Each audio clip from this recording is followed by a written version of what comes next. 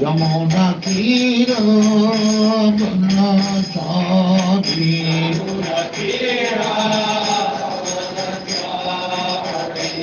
Yamuna Tira Vanasari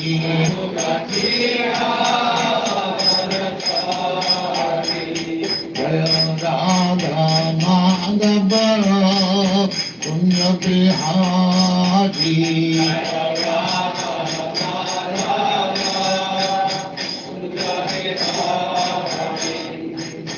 Gopijana Vallabha Giridharadhari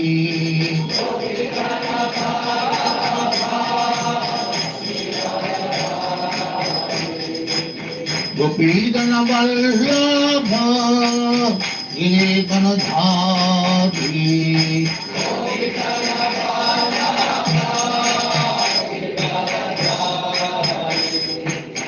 Yasodhanandana Brajana Randana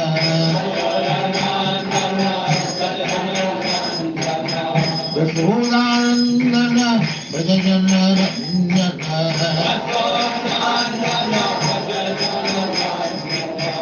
Yamuna Tiro Vanasari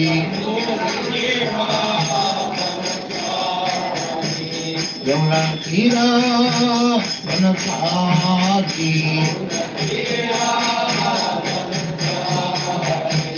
Jaya Radha Madhava Punya Bihari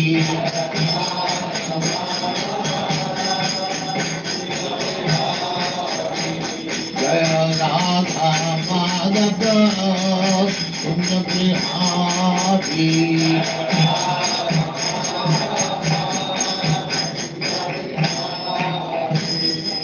Jaya Mata Mansa Paribhagavacharya Sakara Krishna Bhakti Saraswati Goswami Bhagavad Jaya Nanda Gori Vaishnava Ki Jaya Ramacharya Sri Haridas Thakur Ki Jaya Name Sita Ho Sri Krishna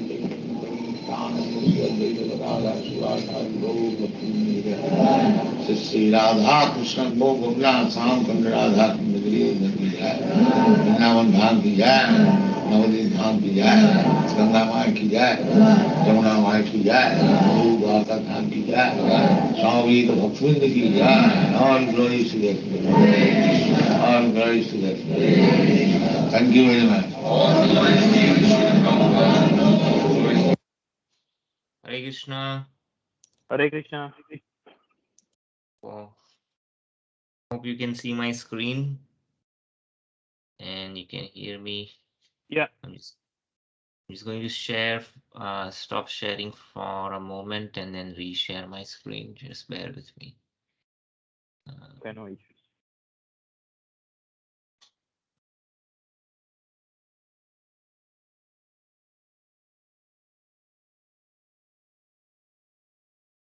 So I believe last time we completed through verse number 24. 24. Yeah. It's good. To continue from text 25. Let's just keep my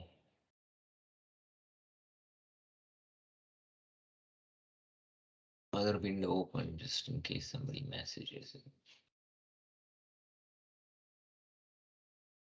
Up.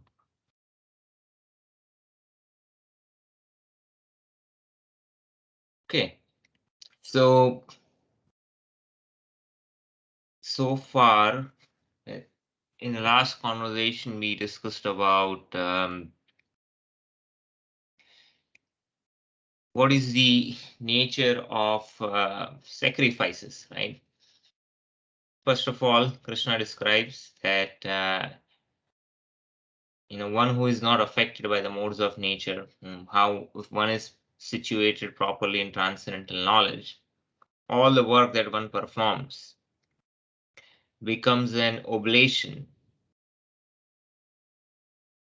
in the sacrifice, and in this way it merges into transcendence. So such a person, for to be able to do that, one has to be free from the duality. dualities of this world in terms of success and failure, right? And one is free from envy, and in this way, one is satisfied with whatever gains one achieves, which comes on its own accord, right?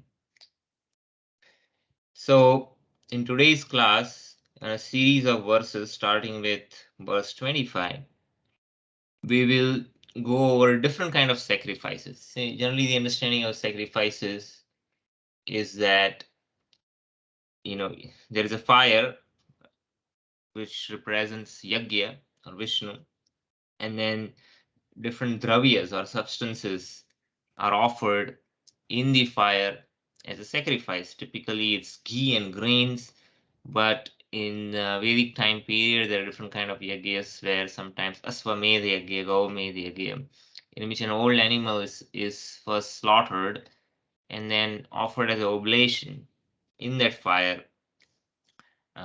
But because the Brahmanas were pure and they were by properly conducting those sacrifices, at the end of the sacrifice, that slaughtered animal is again brought back to life in a newer body, more younger body, more healthy body, and in this way, there is no defect or sin committed. Of course, with Kali Yuga, the animal sacrifices are prohibited because no one can conduct them properly. And it is difficult to find those qualified brahmanas. And Lord Buddha appeared so that the Vedic injunctions were misused. The animals were slaughtered simply to satisfy the tongue, and those who were the performers of those sacrifices did not have the ability to restore life of the animal that is slaughtered thus. So typically those substances are offered dravya in the sacrifice, but that is only one kind of sacrifice. You will see in this series of verses that fire, the idea of fire,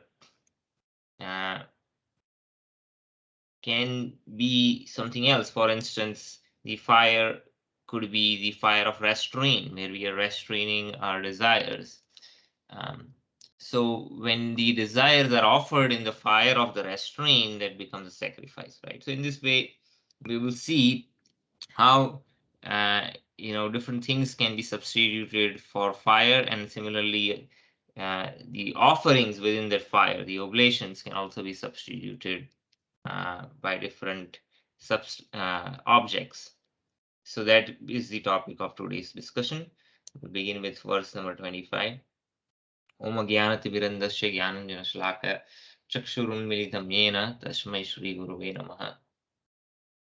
Chapter 4, verse number 25. Daivam eva pare yagyam yoginah paripasate brahmagnav apare yagyam yagnevo pajuhvati. Translation and purport by His Divine Grace, A.C. Bhaktivedanta Swami Srila Prabhupada. Translation: some yogis perfectly worship the demigods by offering different sacrifices to them, and some offer sacrifices in the fire of Supreme Brahman. So here the classification of the sacrifice in this verse is based on the beneficiary, who the beneficiary of the sacrifices is. Ultimately, the beneficiary of all sacrifices is Vishnu. But when people have limited understanding, then they might assume that the intermediaries, like the demigods, who are intermediaries in the execution of the sacrifices, they misunderstand that the ultimate beneficiary are these intermediaries. So when they execute the sacrifice, they think they are doing it for the benefit or for the pleasing of those demigods, who in turn will offer benedictions. So later in Bhagavad Gita, we'll learn that even those benedictions which are offered by the demigods are actually offered on behalf of Krishna. Demigods don't have any independent potency to be able to do that. And the oblations offered to the demigods are in turn supposed to offer it to Vishnu. So that is one kind of sacrifices when people have the understanding that, well, they're doing it for the benefit of the demigods. And then there are those who understand the absolute truth, and they offer sacrifices not to the demigods but to the supreme absolute truth, which is here referred to as the supreme Brahman. Of course, that supreme Brahman is further classified into the impersonal Brahman Jyoti, the localized Paramatma, and then the supreme personality of Godhead. So here supreme Brahman refers to the person Brahman, the supreme personality of the Godhead. In the purport, Srila Prabhupada mentions that, as described above, a person engaged in discharging duties in Krishna consciousness is also called a perfect yogi or a first-class mystic. But, so this is what we discussed in the previous verses, right? We talked about the yogis.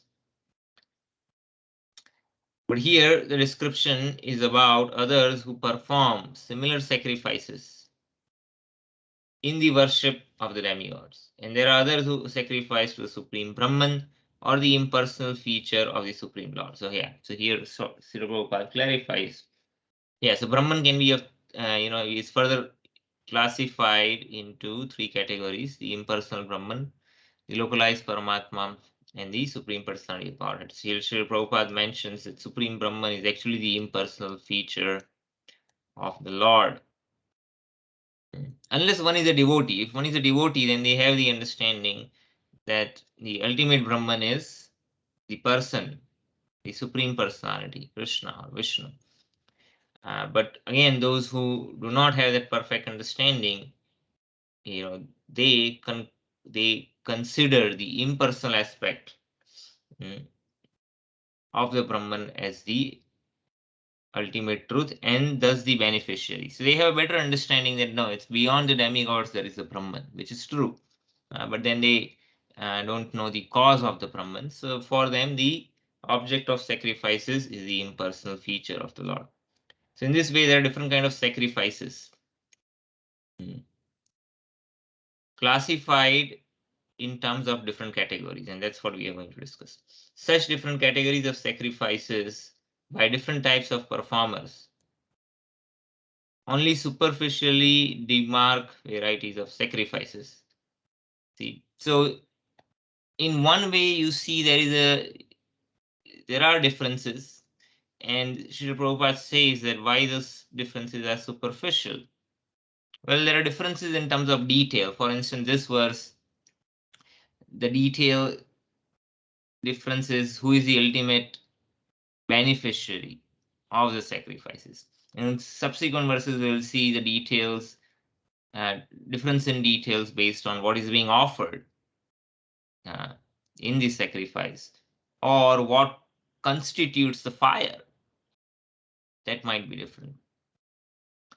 But ultimately, all these differences are superficial because eventually, regardless of all these variations, the object is to satisfy Vishnu. So even when somebody does not have the understanding of Vishnu, they might think I'm doing this for the benefit of the demigods or to please the demigods. Somebody might do it with the understanding that the beneficiary is the Brahman. So it is that their understanding is not complete, but the truth or the fact is that regardless of their misunderstandings, the ultimate object is still Vishnu. So factually, sacrifice means to satisfy the Supreme Lord Vishnu is also known as Yajna. All the different varieties of sacrifices can be placed within those two primary divisions, namely sacrifices of worldly possessions and sacrifice in the pursuit of transcendental knowledge. So this is another classification which will be elaborated later. But the primary divisions Srila Prabhupada mentions over here is that at one level, sacrifices are conducted to develop detachment. And in order to develop detachment, one has to give up worldly possessions. But when one whimsically gives up, right, then that giving up doesn't have much value. That is, renunciation is a mode of ignorance. When one acts in different philanthropic or altruistic activities, either for desire of name, fame, or out of even genuine compassion, but that compassion would be on a bodily level if one does not have spiritual knowledge.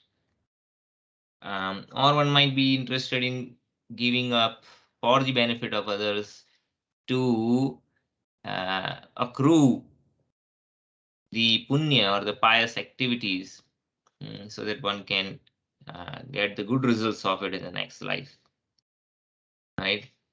So the renunciation is cultivated in this fashion, but real renunciation develops when one understands why they are giving it up, who the real beneficiary should be, right? There's one kind of sacrifices. The other sacrifices is sacrifice in the pursuit of transcendental knowledge. So eventually the first one should lead to the second one. So when one gives up, right, without spiritual understanding, if one is really sincere, one inquires, when he says, well, if I'm giving up, then I should give up for the right cause. And they might have some understanding of what that right cause is. But by deductive reasoning or by analysis or by approaching spiritual masters or taking directions from the scriptures, one will come to the conclusion, well, it should be ideally performed for satisfaction of Vishnu. So, and when they come to their understanding, they cultivate transcendental knowledge. Now, there are others who are surpassed or a little elevated in their understanding, and they know that, well, they directly conduct those sacrifices in the pursuit of the transcendental knowledge. So it's not that they come to transcendental knowledge as an consequence or an outcome, but they are already seeking spiritual truth. The first category is that they're not necessarily seeking spiritual truth, but they want to maybe serve the society, or they want to cultivate renunciation by giving up those worldly possessions, and in the process, if they are sincere, they would ultimately come to the platform of knowledge. But there are others who are actually seeking the truth, and then in that pursuit, they are performing sacrifices. So those who are Krishna conscious sacrifice all material possessions for the satisfaction of Supreme Lord, while others who want some temporary material happiness sacrifice their material possessions to satisfy demigods such as Indra, the sun god, etc. And others who are impersonalists sacrifice their identity by merging into the existence of the impersonal Brahman. So here's the meaning of the second part of the verse. So, this one everyone knows. Well, to satisfy the demigods, you perform a sacrifice in which different dravya or substances are offered in the fire as an oblation. But what does it mean, sacrifices in the fire of Supreme Brahman? Srila Prabhupada explains over here that those who are impersonalists, those who are seeking the impersonal Brahman, they are sacrificing their own identity, the self, and they're offering their self in the existence of impersonal Brahman. So the fire is the Brahman, and the substance which is offered in that fire is the self. Because what is it that the impersonalists aspire for? Well, they aspire to be free from repeated birth and death, and have the self merge into the supreme self, which they believe is the effulgence, the Brahman effulgence. They don't know that Brahman effulgence is actually emanating from the person Vishnu, the personality of Vishnu. So that is also a sacrifice. It's a sacrifice of the self into the fire of the Brahman. The demigods are powerful living entities appointed by the Supreme Lord for the maintenance and supervision of all material functions, like heating, watering, and lightning of the universe. So we see that even a town or a village or a city, country, they all need public services, right? The government arranges for the water, sewer, light, electricity, right? Gas. There is arrangement for the trash to be taken out. There's lightning, there's parks, public schools. So in this way, the universal affairs are also need to be managed. The weather cycles, which directly affect our day-to-day activities, our food production. As we learned earlier, Annad Bhavanti Bhutani, Parjanyad Anna Sambhava. So living entities subsist on grains.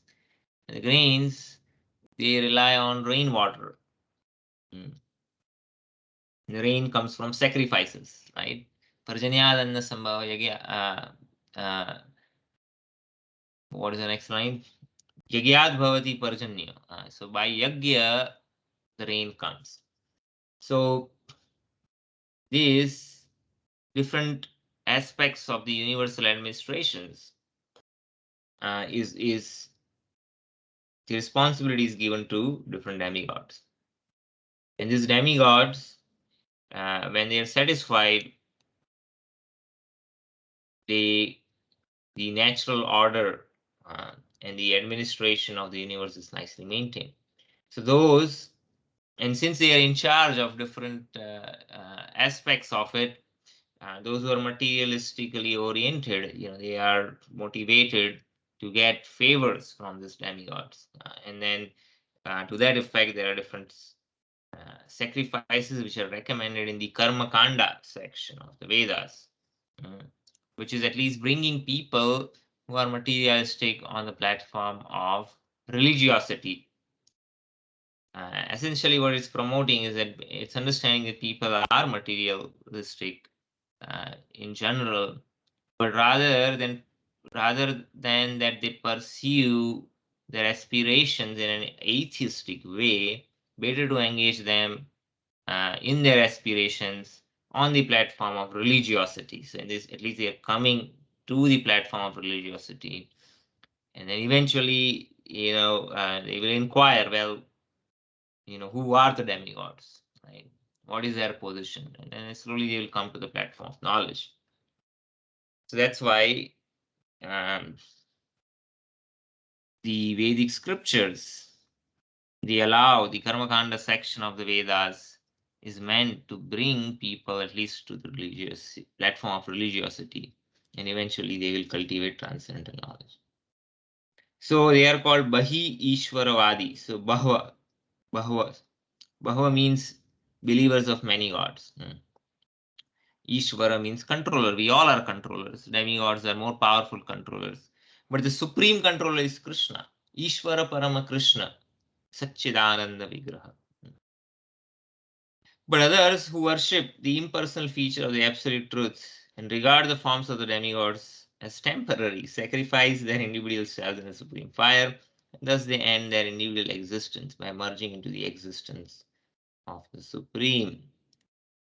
Right?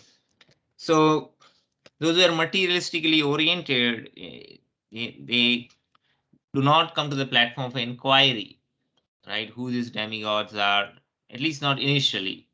Eventually they come if they are sincere and inquisitive.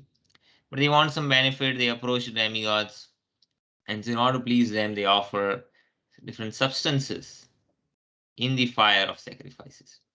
But those who are slightly more intelligent, they understand that, well, even demigods are just powerful beings. But their existence is ultimately temporary.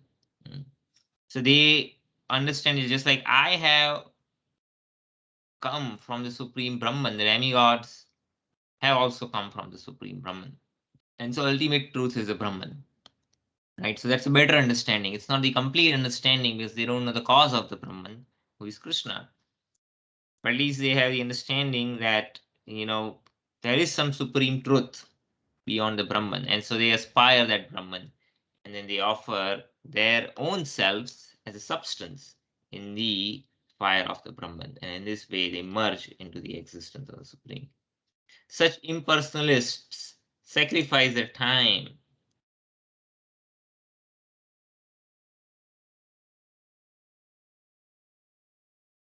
Sorry about that. Such impersonalists sacrifice their time in philosophical speculation to understand the transcendental nature of the Supreme. So these are called Jnanavadis. So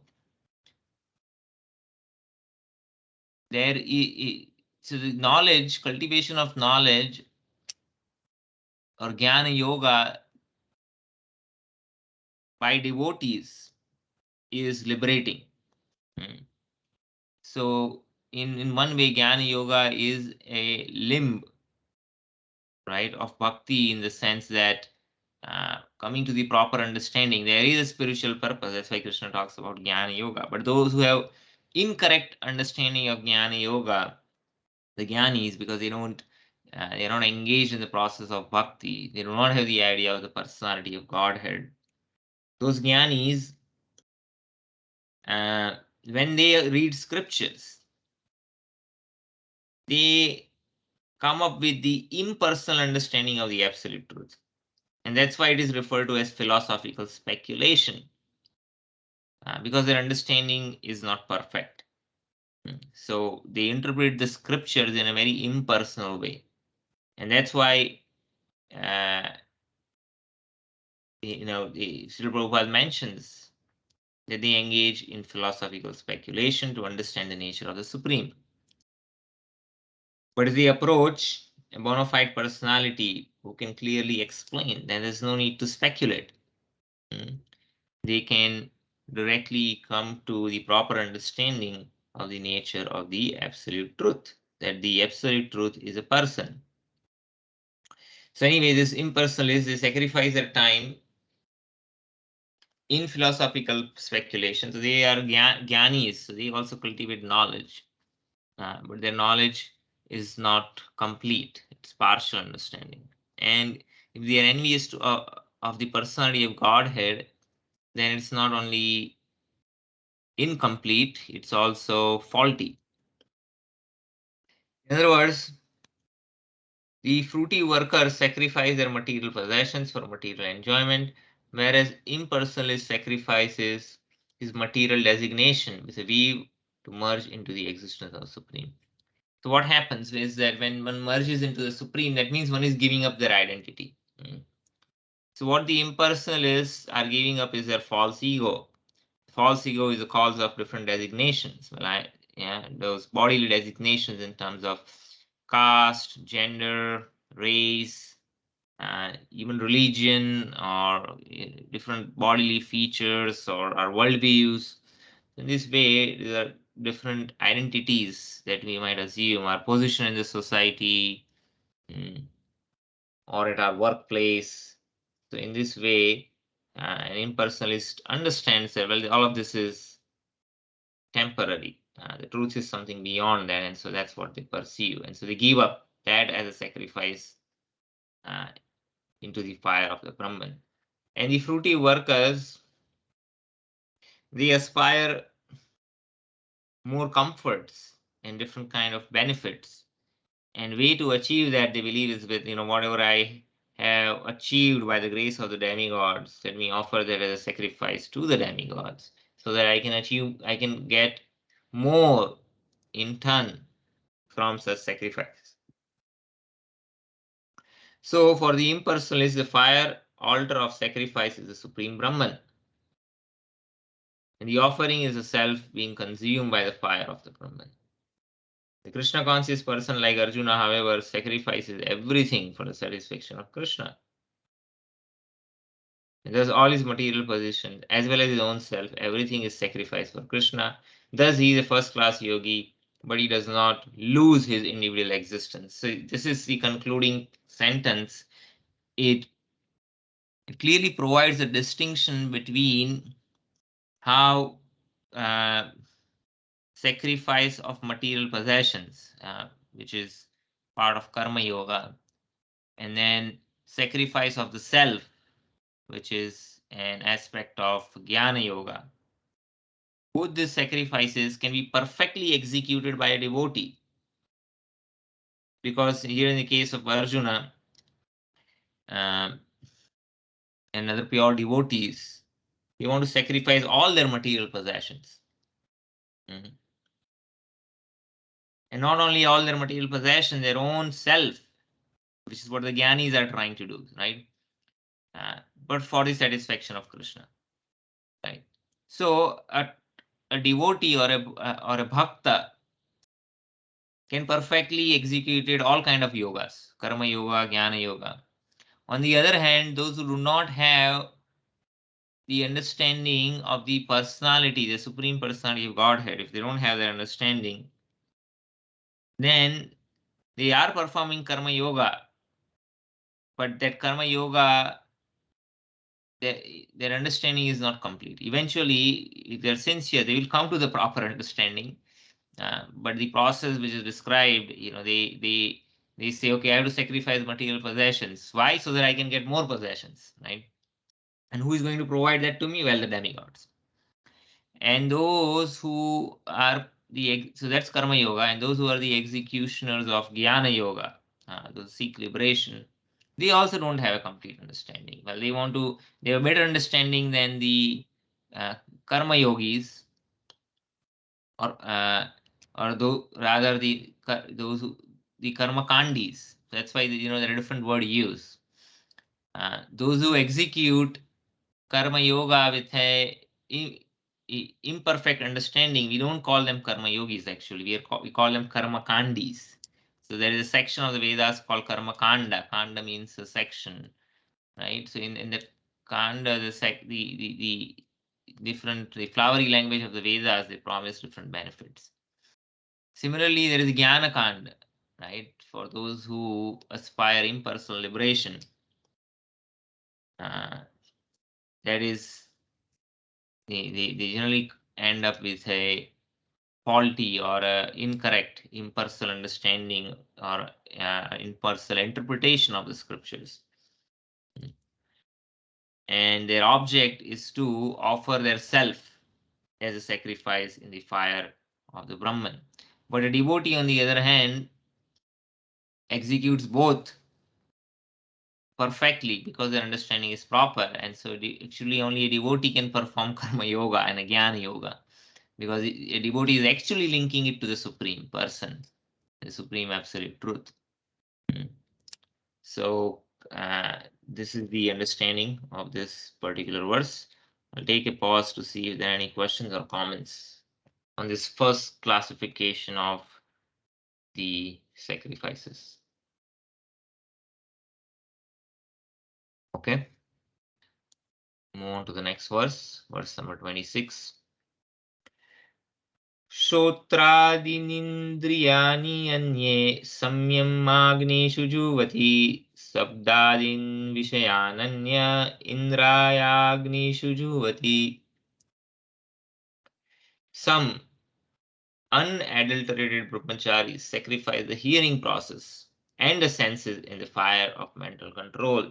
And other, the regulated householders sacrifice the object of the senses in the fire of the senses. It's very interesting. So here the two categories of the first two spiritual orders, that is the brahmacharya ashram, up to approximately 25 years, which is a student life or the celibate life. One is supposed to be trained in simple living, service of Guru, and one learns how to be disciplined. In the childhood, one is encouraged to dedicate their time in service and learning, and not indulge in frivolous activities for enjoyment. In Vedic culture, that is restricted. Of course, in the modern world, we see that the children are pampered. Of course, children have always to be loved. It should not be in an extreme way trying to force them to some kind of austere life. But the idea is, of course, they go to Gurukul, especially the Brahmanas and the Kshatriyas, they would send their children to Gurukul for that training, where they are trained to live in a simple, austere way in the service of the Guru. And they learn sense control. So in the youth, the body is very strong. And senses, impulses are strong. If they are not restrained, one does not learn sense control, then the life is wasted in sense enjoyment. And that's what happens. We see many times when children, they're not properly trained, they don't have proper guidance, and they just engage in frivolous activities. Sometimes they cultivate bad habits. In this way, all their youth is spoiled. So what is it that the brahmacharis are supposed to do? Well, they different senses, they all of them, they have a strong urge to be gratified, right? Vega, these are called in Sanskrit vega, or a force. So those urges are offered as a substance in the fire of self-control or mental control. They control the mind. So the heat of that self-restraint becomes the fire. And when the desires are burned, they are not entertained. And in this way, those desires are offered in that fire of self-restraint, and that is also a sacrifice.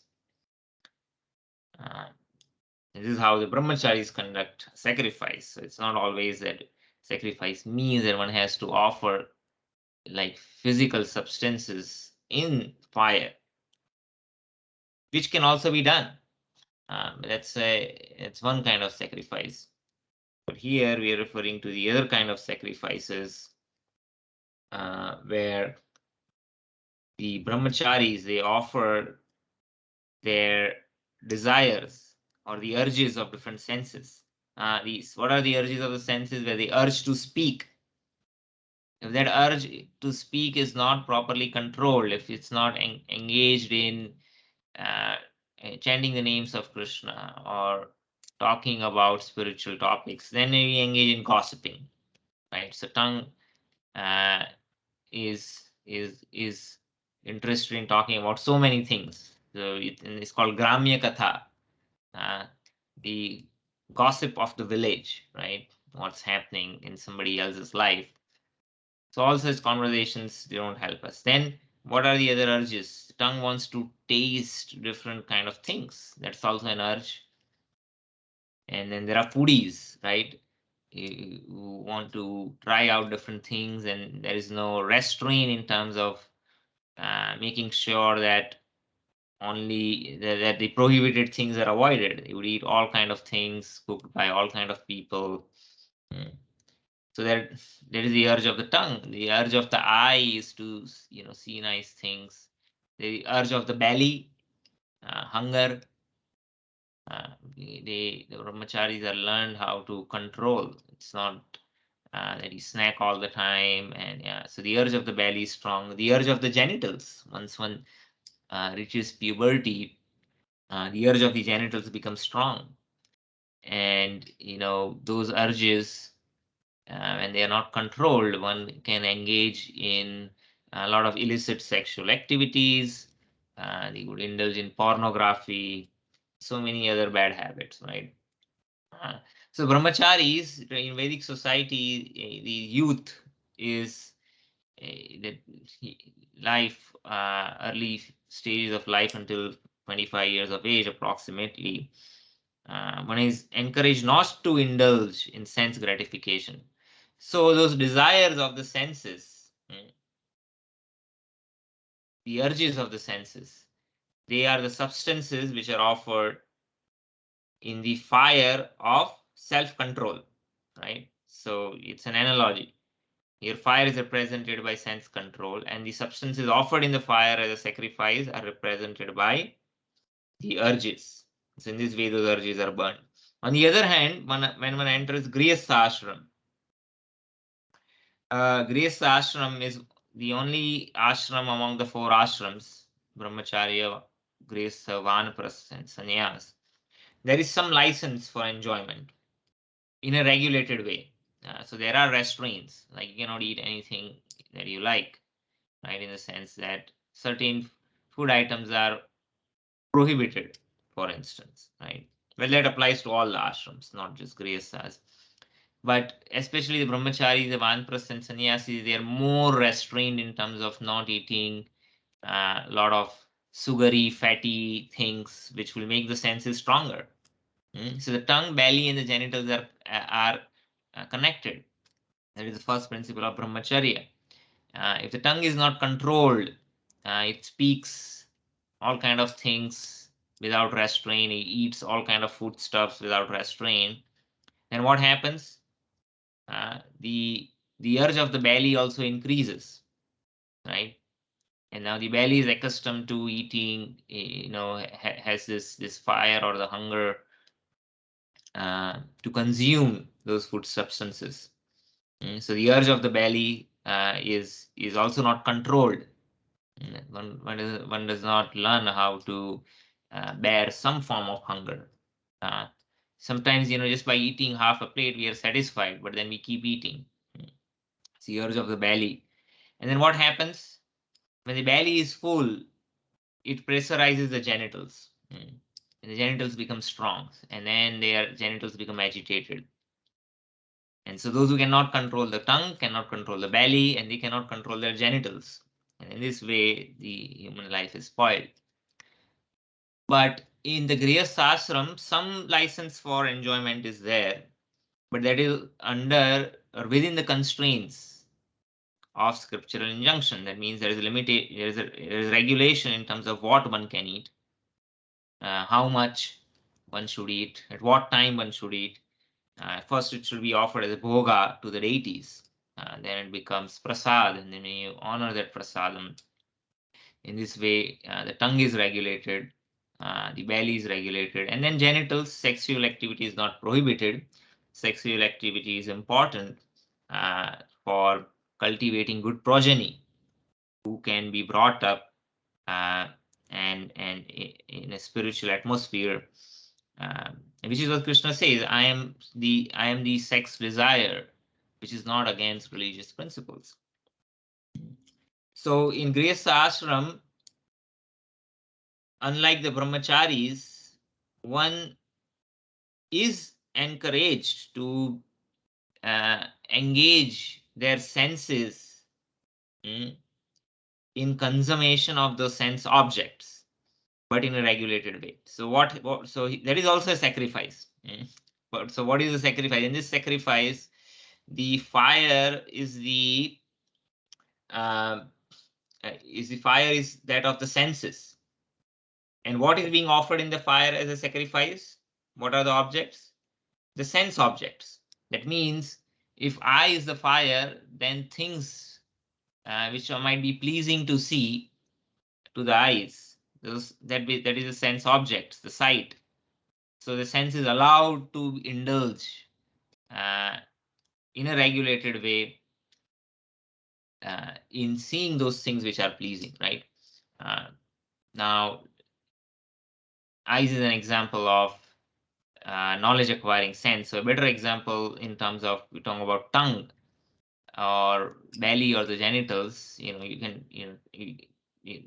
the grihasthas can talk about other things with some sort of license, which is, brahmacharis, they strictly talk about topics of their learnings, what they are studying, or spiritual matters. Similarly, vanprastha sannyasis, they are also restricted. But a grihastha has to talk about a lot of other subject matter.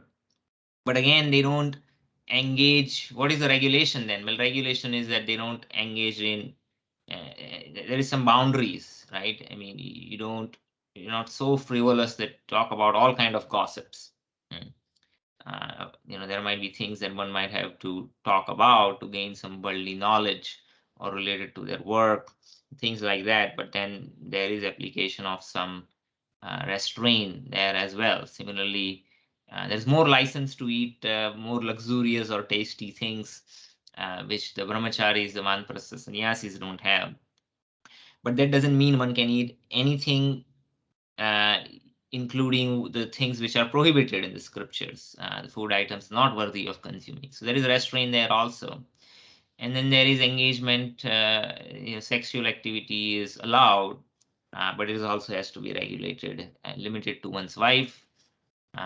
So any kind of extramarital indulgence is not allowed there as well.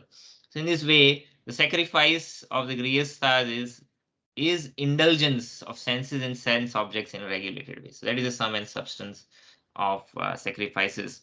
So for one, yes, who just joined, in the series of verses today, we are discussing different kind of sacrifices.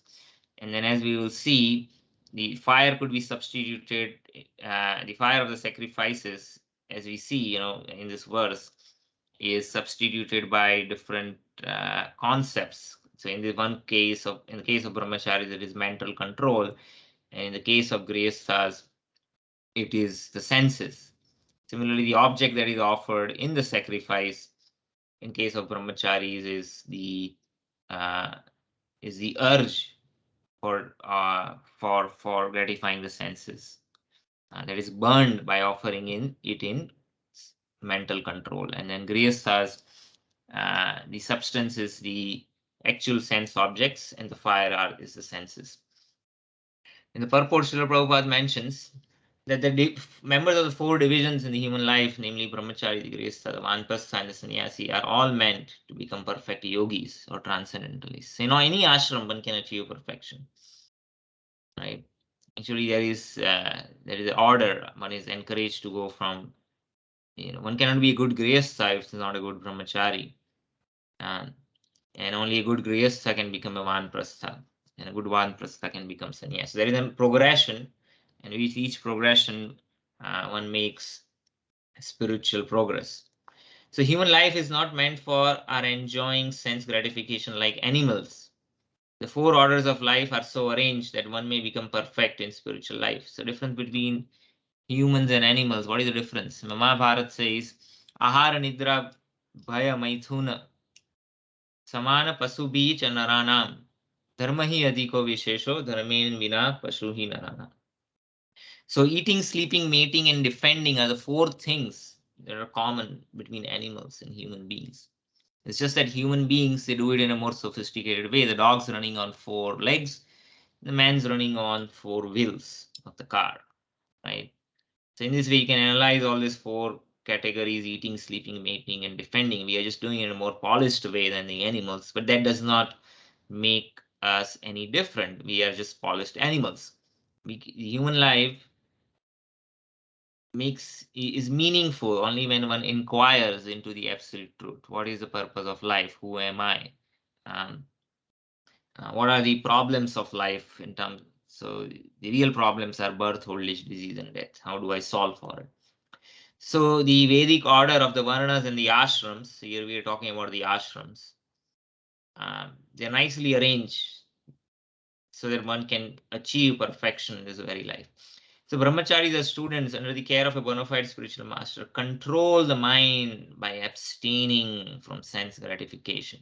So that is the fire of restraint consumes the urges of the senses. A brahmachari hears only words concerning Krishna consciousness. Hearing is a basic principle for understanding. And therefore, the pure brahmachari engages fully in the Hare Nama no Kirtanam, that is, chanting and hearing the glories of the Lord.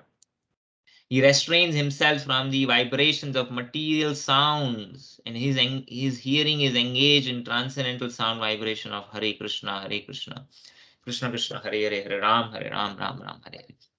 So in essence, a brahmachari is not, for a brahmachari, the rules are stricter, and they don't have even the license that the grihasthas might have. They are strictly supposed to limit themselves in hearing and talking about topics of learning, their education, and primarily spiritual topics, including different scriptures. Like if it's a Kshatriya, then they of course need to learn Niti Sastra or military warfare. So they're allowed to, so that's part of the learning, right? But then there is scriptural understanding also, especially the sons of the Brahmana. They are engaged to a greater extent in serious study of the scriptures.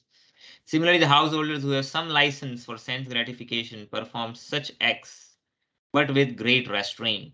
Sex life, intoxication, meat eating are general tendencies of human society, but a regulated householder does not indulge in unrestricted sex life, another sense gratification.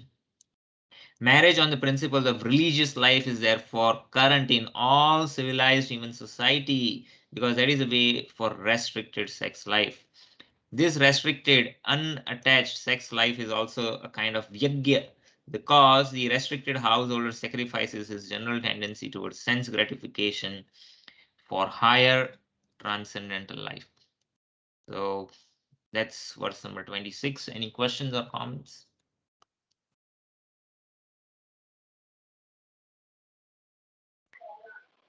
No, not from me. Okay. Verse number 27. Continuing our discussion on categorizations of different kind of sacrifices. Sarvanindriya karmani pranakarmani chapare atmasamyam yogagno jhuvati jnana dipite.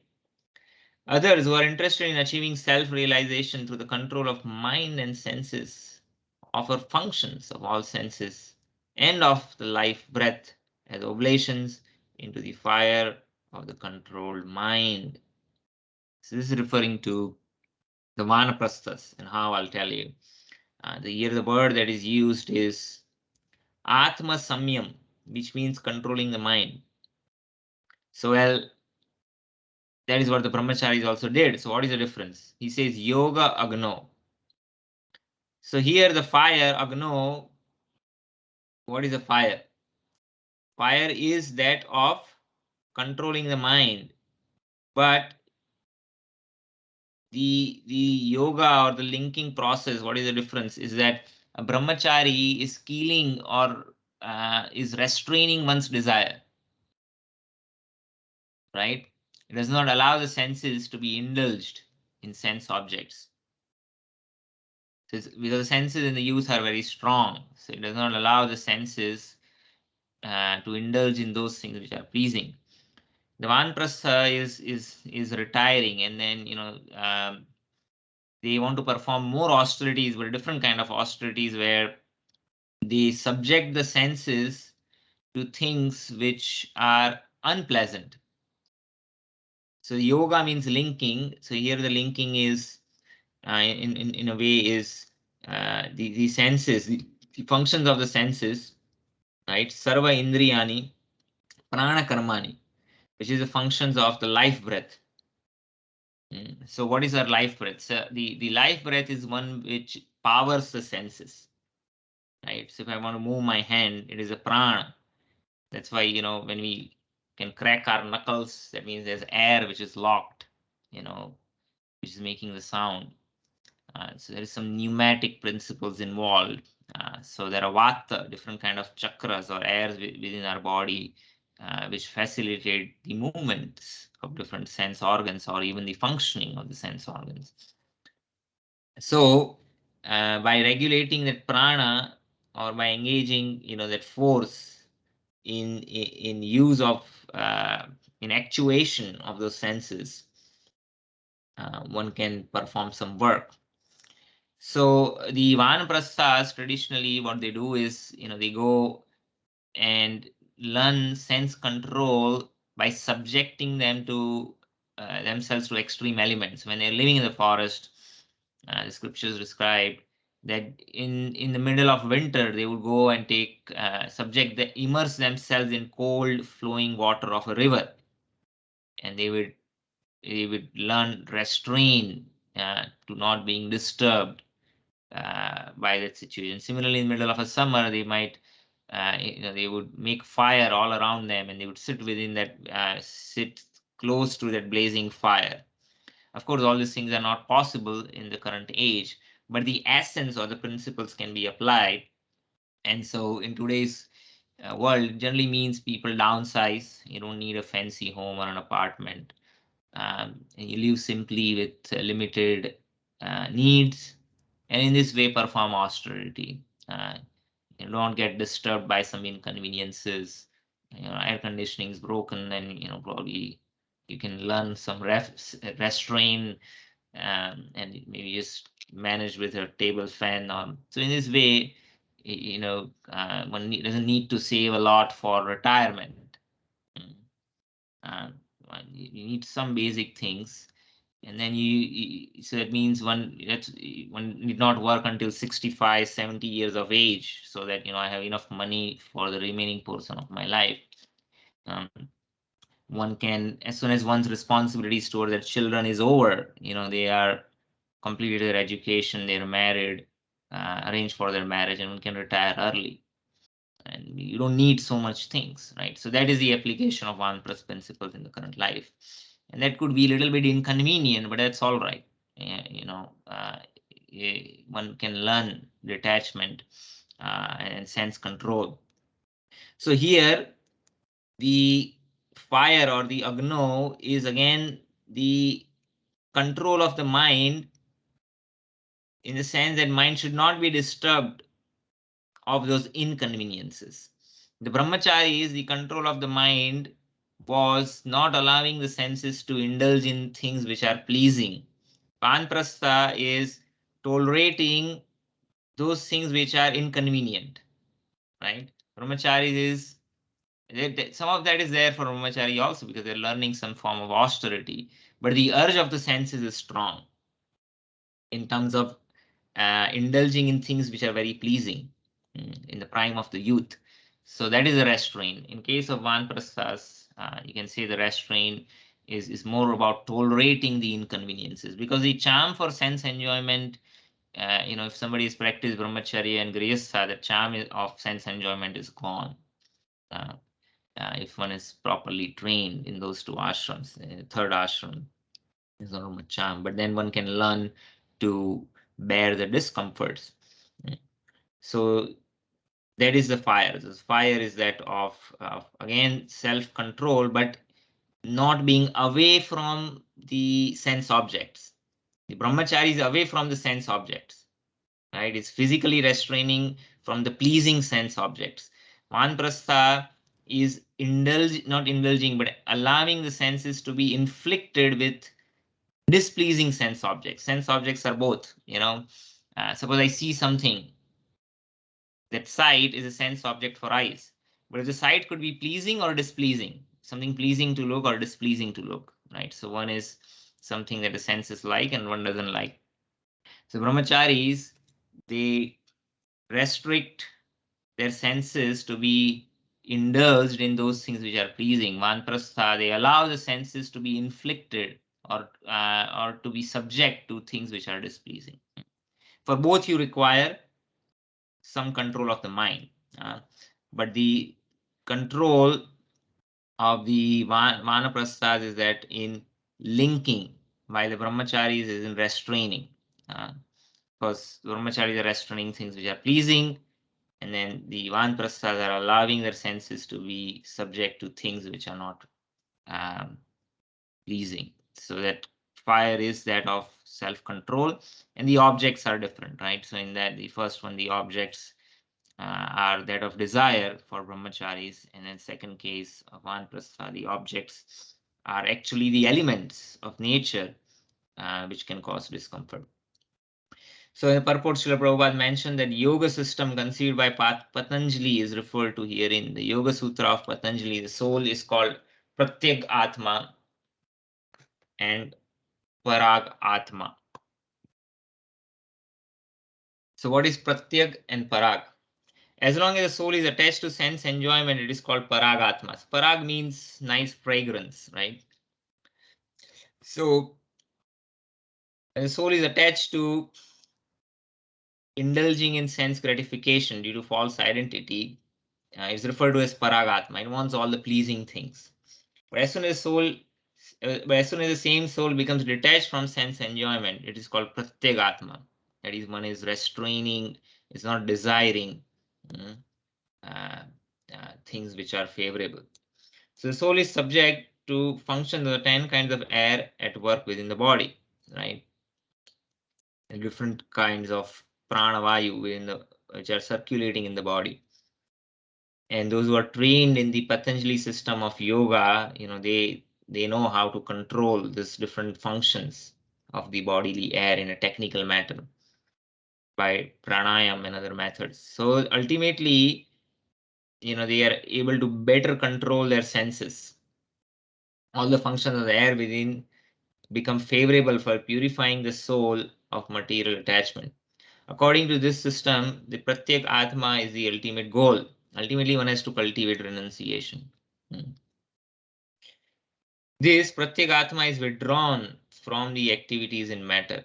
The senses interact with sense objects like ear for hearing, eyes for seeing, nose for smelling, tongue for tasting, hand for touching. All of them are thus engaged in activities outside the self. Right? So 5 sense organs, they are all engaged in, they're attracted by 5 kind of sense objects. So taste, smell, taste, sight, touch, and hearing, right? And there are 5 kind of working senses. So first 5 are knowledge acquiring senses. The working senses, they are also controlled by Vayu, Prana, which are the 2 arms, right, 2 legs. Then you have excretory organs, and then the genitals. And then the tongue is also a working. Tongue is both a knowledge acquiring and a working sense. Knowledge acquiring when we taste, and then we find which there are 6 kind of tastes which are perceived by the tongue. That is knowledge acquiring. And the tongue is also a working sense because tongue can be engaged in speaking. And sound is a powerful agent to bring about a change. Good orators can inspire masses. And so they bring about change or work in that fashion. So it's a working sense organ as well. So they are called functions of pranavayu. Apanavayu goes downwards. So there are 5 kind of airs, and there are other 5 main kind of airs, and there are 5 subcategories. So total there are 10 airs. So what are the 5 main categories? Pranavayu. Prana generally means the inhalation process. Right? We inhale. Apan means exhalation. Right? Prana, apana. But there's a deeper meaning. Prana generally, in a gross term, we think the air that we inhale in, that is prana, which is true. But through nose, when we inhale air, and then it provides oxygen. It's one understanding. But the deeper understanding of prana is a force by which the sense is connected to the sense object. So eyes, what does eyes hold? You can think of senses as, just like you're familiar with a database structure, right? Applying some information theory. Define a schema. In a schema, you would say, well, I have in this table, I have 5 attributes in the database. And so the 5 attributes, let's call it the first attribute as smell. Second attribute is taste, right? Third attribute is sight. Fourth is touch. And the 5th is the sound. Now, these attributes can assume different values, right? So smell could be pleasing, displeasing. Taste, there are 6 kind of taste, right? Sweet, what is it? Sweet, sour, salty, spicy, pungent, and astringent, right? So these are the values that there are 6 values that the attribute taste can assume, right? Then sight means, well, the sight is when you see something, you can describe in terms of its size, form, dimensions, color, like so shape, size, color. So each of them will have different values again, right? And then touch could be soft, hard, different kind of textures. You can elaborate on that. Those are the values. And then the sound is pleasing, displeasing, or which is again combination of the 7 notes, the sargam. Sargam can be combined in so many different ways to form different ragas, and each of the ragas, they convey different, they evoke different emotions. And one does not need to learn language. Even a child, if you can based listening to the music, it's just natural. You can, you don't need to go to school. You need to go to school to learn music, But to experience music, you don't need to go to school. So in this way, different values, these are assumed by these attributes in the database. So the senses are, they are the placeholders for the attributes. But the values are actually not existing in the senses. The values are existing in the sense object. Because eyes can only hold, let's say, right, the sight. So it's an attribute, it's a placeholder. But where are the values? The values are in the object. So the object, it's a pencil. So you can say it is, let's say, 6 inches long, and it is a hexagonal cross section. And there's height to it. It is sharp at the end. It's yellow in color, right? So in this way, all these different values exist in the object, right? But the placeholder, for me to perceive it, as soon as I perceive it, they are registering within my mind, right? So I think of that as populating the database. So you have a column. Earlier that column, those that table with all the attributes were defined, that schema, but there's no data in it. Now you populate data in it, right? So for that, you have some sort of ETL process, like in IT, what they call, what is it? Extract, transform, and load, right? So what is the process by which these values from which are actually in the object? As long as I'm not seeing the object, I don't, those values are not there. But then when I see the object, those values are registered within the mind. So the force by which those values are registered is called prana. And so I just gave you the example of eyes. But the same prana acts on tongue, the same prana acts on skin. So prana is a force by which we register or we accept those values. And so prana is a force that connects the sense object with the senses. Similarly, apana generally is understood as exhalation, and which is also true, but the deeper, at a subtler level, that exhalation is simply not a process of throwing the air out, right, exhaling it. But exhalation is also the process by which sense object is disconnected from the senses. So something we see and I don't like the sight. So I don't want to remember something that is pleasing. I just want to unregister it, right? Just like the body throws out carbon dioxide. We don't want it. So the apana or exhalation is throwing out things which we don't need. It's an excretion process, unwanted things. So it does not just apply to air, but all our other senses, when they don't find something pleasing, the process by which we reject it, it's apana. Then what is Vyana? Vyana is circulation, shrinking and expanding, right? So circulation. So the circulatory systems of our body, not just in terms of blood circulation is one, right? Then there is a nervous system, right? All the signals that are transmitted through the neurons, they are distributed. So Vyana is the force which makes that happen. At a subtle level, Vyana is also by which, it's a force by which we do validation by other senses. That means if I see something, then I suppose I see gulab jambu. I've never had gulab jamun, maybe, and then I might have some idea of, or well, it's a sweet, so I'm expecting it to be sweet, right? So you have some idea, but then when it is confirmed or validated by other senses, and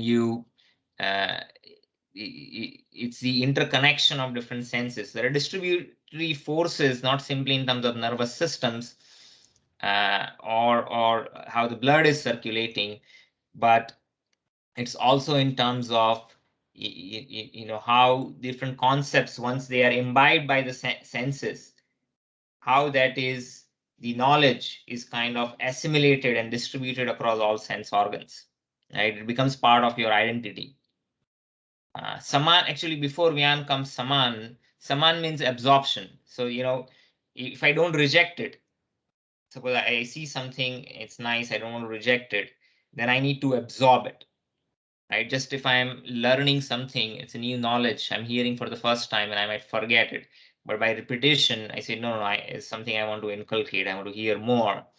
And then slowly that you start absorbing the knowledge. So saman is the process by which one absorbs things, right? In Ayurvedic term, it acts within the stomach, right? As the stomach is absorbing the food which is consumed, or the lungs which is absorbing the air once it is inhaled. But that absorption also applies to uh, the subtle sense objects. Once they are consumed by the senses, they are absorbed, and then they are distributed. Now you say, okay, I've absorbed it, I've inculcated it, and then you kind of, okay, see this gulab jamun looks red, right? And it's soft to touch. So now it's, the other sense organs are also perceiving it, right? And then the knowledge is assimilated and then distributed. And udana is the process of creation. So after learning, when I use my working senses, my hands or limbs or my tongue to do actual work, the creative force is through that. So anyway, these are all different kind of airs which I'm not an expert on this topic matter, but I have some superficial understanding. But when one is enlightened, one engages all this as searching for self-realization. So the Patanjali system is elaborated over here in the purport. But again, the essence of the verse is the fact that, I provided one interpretation in terms of how it could apply to the Vanprasthas, but essentially, if you look at the verse, let's go back to. Actually, I created a nice Word document. If I can pull it out, let's see. It was a doc. I think it was a doc. Sacrifices. Types of sacrifices. Yes. So in this, finally, yeah. So the first one that the previous verse, Samyam Agno. And here is Atma Samyam Yoga Agno. You see, the brahmachari, what was explained, Samyam means restraint. The Agno means fire. So it's fire of restraint. So here also the Samyam is there for the verse that we studied. But before Agno, another word is added, Yoga Agno. So Yoga means linking.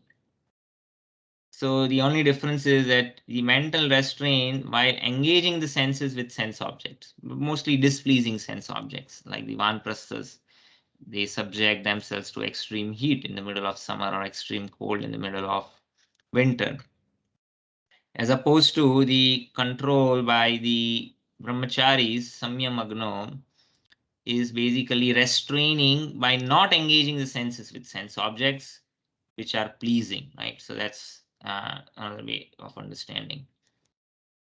Any questions on this particular verse before we move on? This was a little technical in terms of the different kind of airs. And if there's more interest, I'll try to share some more material. I think I put together a PowerPoint which explains some of those different kind of airs. Okay, verse number 28, we'll see if we can try to complete different categories of sacrifices. We have two more verses. Let's see if we can get to 28 and 29, at least 28, if not 29. Dravya yagyastapo yagya yoga yagyasthatha pare swadhyaya jnana yagyascha yatayah samsita vrataha. Having accepted strict vows, some become enlightened by sacrificing their possessions, others by performing severe austerities, by practicing the yoga of eightfold mysticism, or by studying the Vedas to advance in transcendental knowledge. So in this particular verse, the different kind of sacrifices, 4 different kind of sacrifices are described in terms of what kind of substances are offered or what kind of objects are offered in sacrifice. So dravya yagyas is the conventional understanding, right? The traditional understanding of the standard understanding of sacrifices. Well, you have a fire, a literal fire, and then you offer different dravya, which is ghee, grains, right? That is dravya yagya. Tapo yagya is the yagya in which of austerity, right? So the fire is that is generated from the austerity, right? There's the heat of the austerity. One who performs austerity, we can see the tejas on their body, right? It's the fire of austerity. Then there is the yagya. So each of this process can be used for linking with the supreme, right? Then there is tapo, so tapo yoga. Yoga agno is basically the mystic yoga, the Ashtanga yoga, in which one learns controlling different kind of airs within the body.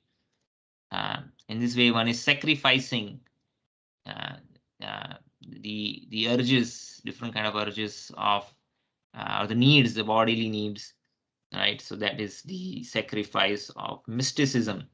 Mysticism, because ultimately they achieve some mystic powers if those who have impersonal understanding of the absolute truth. So these are tapasvis, but they have understanding of the localized aspect of the absolute truth. The jnanis, their understanding is the impersonal understanding of the absolute truth, which is the Brahman. The tapasvis, they aspire not for the Brahman, but for Paramatma. So they know, okay, there is absolute truth, but they don't know the ultimate person, Bhagavan, but they think, okay, the absolute truth is manifested as Paramatma in my body. The mystics, uh, uh, they're real mystics who, they're not interested, that's why they're not called mystics, but they are called Ashtanga yogis. They are interested not in getting mystic powers, but they are really interested in realizing the Paramatma. And in the process, what happens is that when they realize the Paramatma, they acquire the nature of the Paramatma. And the Paramatma has Ashtasiddhis in the sense that it is lighter than air and can be heavier than the mountain. It can influence anyone, right? Control the desires or functionings of anyone. He can appear anyone. So the yogis, who are attracted, you can acquire all the Ashtasiddhis. And so they start pursuing the process not to realize the Paramatma, but they're attracted by the Ashtasiddhis. And so they want these yogic powers by which they can disappear and reappear anywhere. They can control anyone's mind. They can immediately acquire any object that they desire. They become lighter through the air, so they can pass through walls or through hills or mountains. Nothing restricts them. So uh, they're attracted by the byproducts. Swadhyay Jnana Yajnas refers to uh, the sacrifice involved in scriptural study, right? So Jnana Yajna, one is acquiring knowledge by the study of scripture, Swadhyay.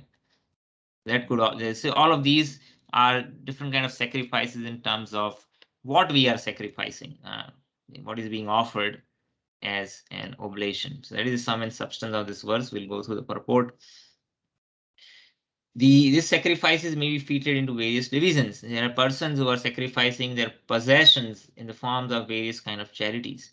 In India, rich mercantile community or princely orders open various kind of charitable institutions like Dharmasala, Annakshetra, Atithi Shala, Anathalai, and Vidyapeeth. In other countries too, there are many hospitals, old age homes, similar charitable foundations meant for distributing food, education, and medical treatment free to the poor. All these charitable activities are called Dravya Yajnas. That's the first category. We are offering physical things as sacrifice. Um, Sacrifice because not for our own use, but use for other beings. There are others who, for higher elevation in life or for promotion of the higher planets within the universe, voluntarily accept many kind of austerities such as Chandrayana and Chaturmasya. So we are going through Chaturmas right now in the rainy season in tropical countries, where have tropical climate, right? So the 4 months, traditionally what happens, it's rainy season, there are not much roads historically, and there's no uh, vehicles, so people didn't used to travel during the rainy season. They would keep themselves at home and they would use their time for spiritual activities. So, typically you don't shave. There are more restrictions in terms of what you can eat. Like 1 month you avoid spinach, the moment you avoid yogurt, so on and so forth. And you use that time saved from not traveling and not cooking some food items which are palatable. Again, the digestive power goes down during the rainy season. And if it is not controlled, you can have different gastric troubles. They use that time for spiritual realization. So these are austerities for higher spiritual purpose. This process entails severe vows for conducting life under certain rigid rules. For example, under Chaturmasya vow, the candidate does not shave for 4 months during this time period, typically July to October. He does not eat certain foods, does not eat twice a day, just eat once a day, or does not leave home. Such sacrifices of comforts of life are called tapomai yagya. There are still others who engage themselves in different kind of mystic yogas, like the Patanjali system for merging into the existence of the absolute truth, or Hatha yoga or Ashtanga yoga for particular perfections. And some travel to all the sanctified places of pilgrimage. All these practices are called yoga agno, sacrifice for a certain type of perfection in the material world. Yoga yagya. There are others who engage themselves in the studies of various literatures, specifically the Upanishad, the Vedanta Sutras, or the Sankhya philosophy. All of these are called swadhyaya yagya, or engagement in the studies, in the sacrifice of the studies. All these yogis are faithfully engaged in different type of sacrifices and are seeking a higher status of life. Krishna consciousness, however, is different from these because it is a direct service of the Supreme Lord. So that is the difference. Ultimately, one will, if is sincere and inquisitive, will come to the conclusion of what is the ultimate sacrifice, which is the sacrifice in the direct service of the Lord.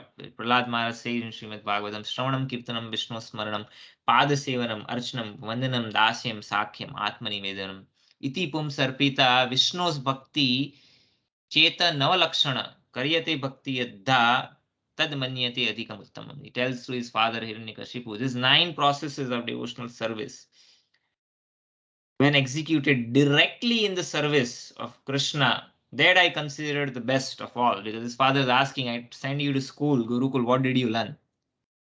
Hiranyakasipu is a demon, so he wanted his son Prahlad to develop asuric mentality, how to lord over the nature. He will be the king. He was the king of the whole universe.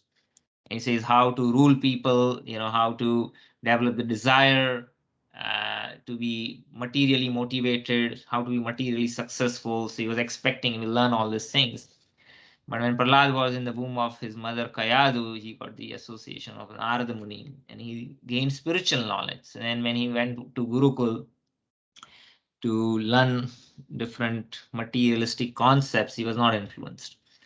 And so when his father asked, what did you learn? What do you think is the best? So Prahlad Maharaj quotes this verse and his father is surprised.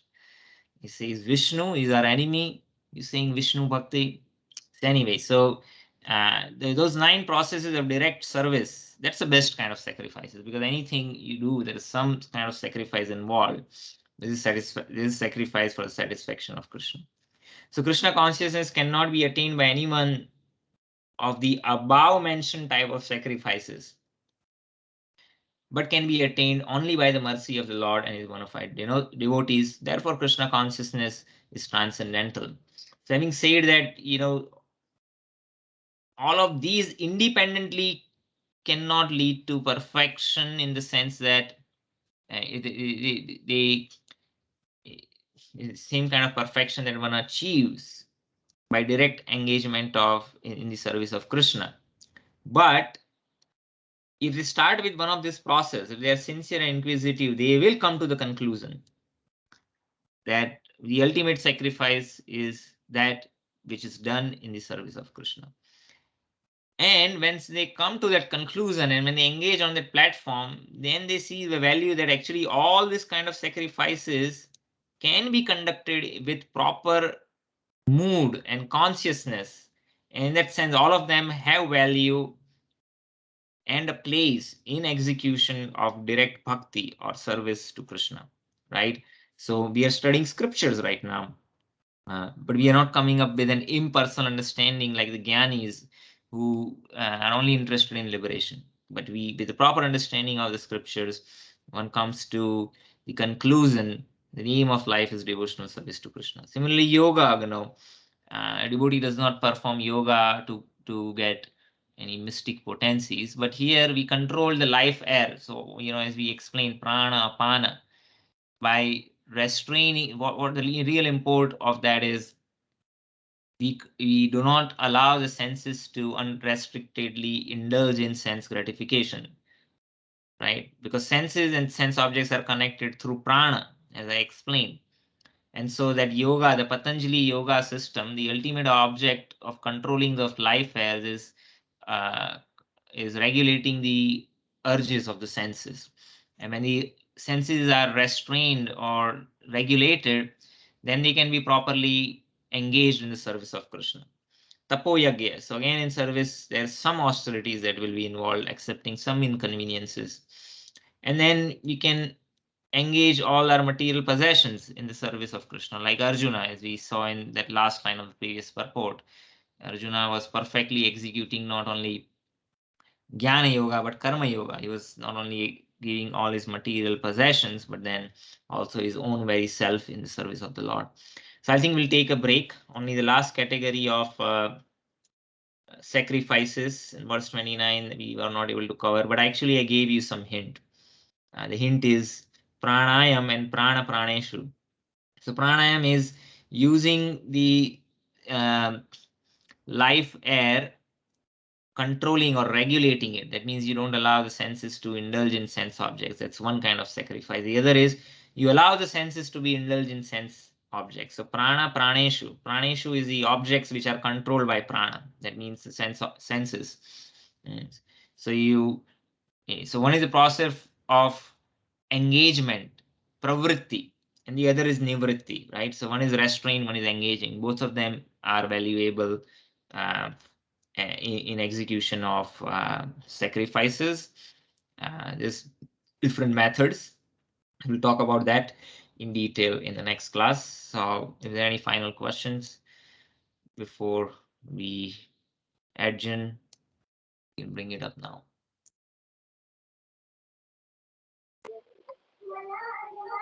So I had one question. Oh, sorry. Yes. Go on. Yes. Okay, I see. So in terms of the sense gratification and the attachment to the body. So you mentioned about so generally for a for a person who is a soul who is it embodies a human body, there is a lot of activities that are driven by the reactions which are not necessarily for sense gratification, but I think that's how the instincts and the survivor also go on. Also, certain times, I mean, you also spoke about responsibility, children, they growing up. So when it comes to that, also there are certain things that are done for the body, for the living being, when it comes to people that you take care of. So how do we differentiate the one between the activities done for sense gratification which are illicit versus the one that are valid, so to say? How can a person who is still on the way to understand the concepts or on the way to realize the consciousness be able to differentiate this every time that because we are subconscious processes, how does the mind may be working out of subconscious a desire or an aversion? So you're talking about occupational duties, like what kind of work is Yeah, I'm talking about any. Yeah, I'm talking about something that you do for your family, for your children, for yeah. yourself. At times, it is difficult to gauge whether this is whether this is valid or invalid or illicit. Illicit, as in it's coming from, it's driven by sense gratification. Because there are so many things attached to, linked to your life, which definitely would be arising from continuity, sustenance of life and of family. Right. So I'll try to attempt to answer that question. I think I understood what you're asking. I think there are multiple aspects to this. One is, yes, we need some kind of work for bodily maintenance. So Krishna says in Bhagavad Gita, Arjuna, that hey, Without work, Arjuna wanted to give up everything, right? He says without work, you cannot even maintain your body. Forget about anything else. So how are you? What you propose is not law, is not practical. So work is needed. He says and so then that's how the entire conversation of karma yoga happens.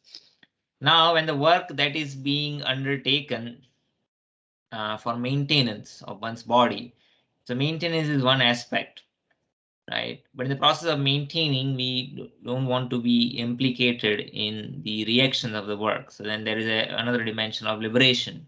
And the third dimension of that work should be beneficial to the society, right? So there are three different goals that need to be achieved: self-maintenance, service to the society, and then to be free from karmic reactions. And so the Varnashram system, the way it is cultivated is, well, to engage one according to the Varnas is that to be engaged according to one's nature. If we are doing things which are intrinsic to our nature, then something that even if we don't like, even if we are not good at it, we are kind of compelled or forced to do. We think we have the urge to do it. Just like it's natural for a tiger or lion to consume flesh and hunt. You cannot expect a tiger to eat grass. And so there's no sin committed for tiger in doing things which are according to one's nature. So the Varanas, the idea is if we engage people according to the nature, there is no intrinsic sin that is committed in those activities. And such the results of such activities are worthy of offering to Krishna as a sacrifice, right? It's not that just like I cannot offer anything kind of food preparation to Krishna as sacrifice. There's something, there are standards that have to be followed. Similarly, there is not that result of any kind of work is worthy of offering to Krishna, but then the work which is performed not with desire for self-enjoyment, that is worthy of offering to Krishna. And that comes to the next question you were asking is, well, how do you know whether I'm doing it for self-enjoyment or not? So to complete that analogy first, just like if I'm preparing food or bhoga in temples, or at home when we prepare, generally they cover it with a cloth so that no one can see before it is offered to the Lord. The idea is someone sees and they see it with the eye of enjoyment. Or what did they make? They make nice halwa, nice kachoris. Oh, it's so tasty, I want to enjoy. If it's already seen with that sight, then that food is spoiled. Now it's not worthy of offering to Krishna. Similarly, the work, if we have that desire, I'm going to enjoy, then in one sense, it's not worthy of offering to Krishna. Of course, there is very high standard. Initially, even if we have desire to enjoy, nevertheless, if we train ourselves that a portion of my income, I'll use it for buying new dress for the deities, or food that is, or bhoga, which is offered to the Lord, right? Or you contribute in some way directly to the service of Krishna, then that is that work is now free from karmic implications. Now, what happens is earlier the desire for self-enjoyment is always there, right? The whole section of karma kanda is made because it is understood that people are in this world. If they did not have desire for enjoyment, why they are here? But how do we bring them to that higher platform? So for that, the idea of karma kanda, the varna system is that you engage people according to the nature. And so even if they have desire initially for sense enjoyment, what happens is due to the law of diminishing returns, that the initial charm by which one is motivated to perform an activity that wanes, it goes away. Just like if I'm very hungry, I'm so keen to have that first morsel of food. But with every morsel of food, my hunger subsides and my motivation to continue eating reduces. And until eventually, even if there's the most favorite thing that I would love to eat, I cannot eat anymore. So in the current system, when the varnas are not properly situated, the society is not scientifically divided according to one's nature, you need increasing amount of stimulation to keep people engaged. Every year I need an increased amount of salary or promotion. If it's the same amount of salary or same level, my motivation is not same. The motivation kind of reduces. If I got a new job at a very great company, I'm like first year I'm super motivated. But if I don't get promoted or increase in salary, the next year my motivation goes wrong because I'm motivated by material desires. but the charm goes away. The benefits which I thought were very valuable in year one are not so valuable anymore in the second year. And so how do we keep them engaged if we don't want to keep on providing higher doses of stimulation?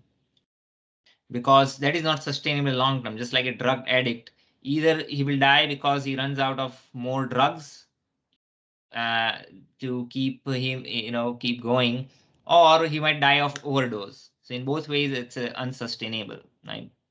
Similarly, ever increasing stimulation to keep people engaged is not sustainable, because eventually you'll run out of things to stimulate, or this society becomes so hedonistic that leads to self-destruction.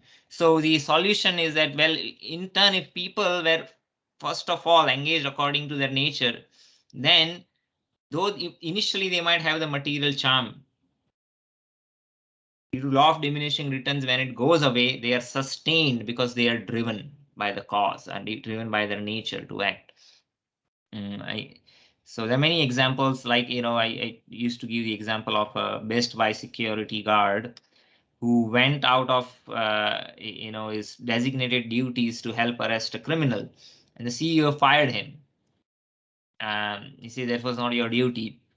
But then he said, if this happens again, I'll do it again, because that was the right thing to do. I should have saved, I should have helped the cops arrest that suspect, right? Because he has a Kshatriya mentality. So now you see, even if he lost the job or salary, right, he's not motivated by that. So on the other end, there are cops, they are just in there for salary. And so what happens is, when there is a real, in Florida, when there was a school shooting in a high school, this cop, he was there, but he did not run in to save the kids. He was taking cover, and he did not go and confront the assaulter. So you see, no matter how much salary you give to that cop, he would have been never motivated to put his life in the front of the fire, right? So so there's a nice article by HBR. I don't know, I'd shared this in the past, maybe I'll share it again. So the Varanas are not existing today. It's not scientifically divided, but then, a similar article, HBR says, don't engage people based on their passions, because passions wane. I might be passionate about something, but not passionate about tomorrow. We should not follow our passions, but our blisters. And the idea is that, things which are driven to do, even despite of discomforts, things we are driven to do, even if you're not good at it yet, right? So that is something that's according to our nature. And so in this way, eventually the charm for material things will go away, but then we will sustain if we are doing things that are according to our nature. And then slowly, by that, we will cultivate renunciation. So then we are doing it as a matter of duty. And the income is a byproduct. My primary goal is not income, and in the process, I'll make some money. And then, with that money, I'll maintain my family. And within, though I might not be the richest person on the planet, or even I might be a middle class person, but we earn it's more by saving. People have created wealth by saving, as opposed to earning more, because one who is not regulated by earning more, they tend to spend more on frivolous things. And so ultimately, the wealth is still spoiled, right? But when one is regulated and one engages properly in sacrifices, and especially if one learns sense control, then you don't need so many things. And so, we can curtail that you don't need increasing amount of stimulations in terms of position, power, and salary to keep going. And it will come if you're doing a right job. It will come in a natural course. But our primary motivation changes, right? And then how do we find out? Well, by self-inquiry. If we sincerely inquire ourselves, then we'll know where we are, what are we inspired, or what are we motivated by. And it's a slow process, but by understanding this philosophy and by applying it and choosing a work which is more akin to our nature, we are self-sustained in the long run, and we don't need other stimulations to keep going. So I was at a phase where, you know, like, oh, I want to work for such and such organization because that's a brand value, you know, the prestige that comes with it. And then there's position and then salary. But then, you know, eventually you come to a phase of life where, you know, well, you know, more than promotion or salary increments, you know, I want stability and some sort of flexibility. So those are my priorities. And then I still doing work that I'm driven to do. And in this way, that becomes self-sustaining. And then I can adjust my life for things which are priority for me, for my spiritual pursuits. And then in this way, you know, we can, you know, it over a period of time, you know, we develop a higher taste and we are not materially motivated. Does that answer some of the questions that you had? Or Yes, yes, very much, and thank you so much for the detailed answer. Very much yeah, clarifies. Yes, and I think sure. it will be a process of further thinking about what you said, and that's how I think the answers will come more absorbing. Thank you so much. Sure. So here's the article if I did not share with you. So if you go to HBR and just search follow what you should follow instead of your passion. I'll share this link in the chat. And it talks about the essence of Varnashram. So it does not say the society has to be divided in the Varnas, but it somehow captures the essence based on which the Varnashram society was. The pursuit of that is. So you can try to apply in the present context at least the essence of it. So do you get the link? I just shared it in the chat. Yashish? Not yet. On the class, on the Gita No, class? not on the WhatsApp. I sent it on the chat for the Teams. Oh, okay. Oh, okay. I'll send it to you personally also because I've sent it in the group a couple of times.